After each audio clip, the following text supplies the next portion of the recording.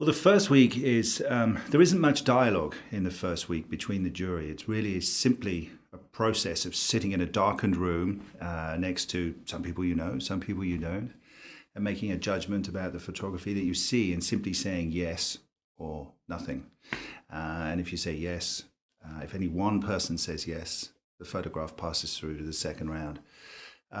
So there isn't a lot of discourse or debate, conversation about the work. It really is a process of filtration. So it's very, very different to what's about to come with the second round jury. The amount of time you get to see each image is very, very short. So what you're trying to do is make sure absolutely that you don't miss anything. You can't afford to take your eye off the screen.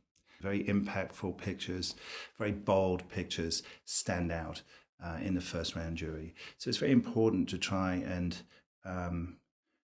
accommodate the more nuanced and subtle pictures.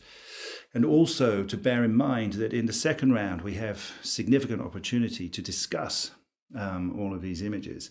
And there will be photographs that personally I might not respond to very well, but I know that members of the second round jury will respond to and will want to discuss. So I'm also trying to anticipate what they will want to look at, what conversations we might usefully have. Or it's always been my belief that the role of the chairman of the jury, of certainly of this jury, is to make sure that every juror is heard. This jury, unlike most others, is really drawn from a very, very broad demographic. So you have people here for whom English isn't their first language. You have people who have been here many times and are familiar with the process, people who are coming here for the first time. You have people who are naturally gregarious and very good negotiators.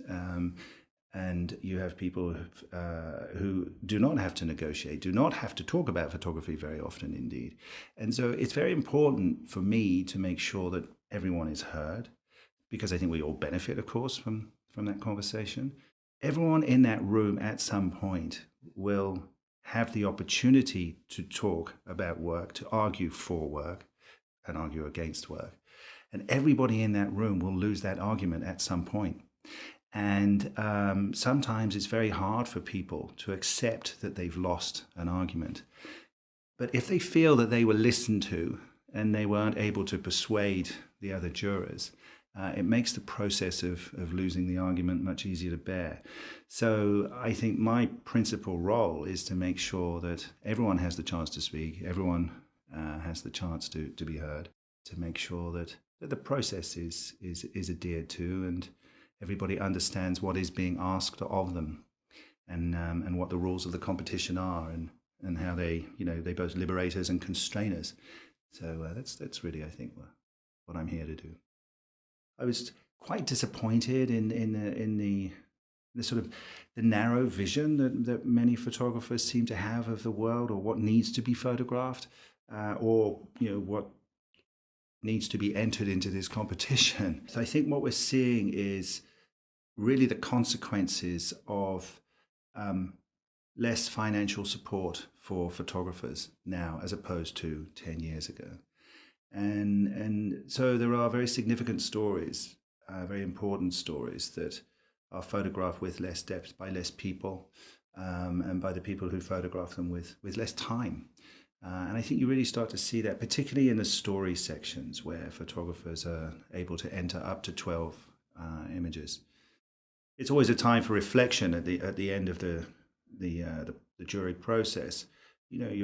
For me, I'm looking at the totality of the work and what did I see, what was I expecting to see, what didn't I see. It's a way of really taking the temperature of the state of photography in the media today, or some of the media at least. And so there are some interesting observations for me. I really admire the foundation and the way that it operates and the processes that it's put in place. And I like the work of the World Press Photo writ large, its educational programs, etc.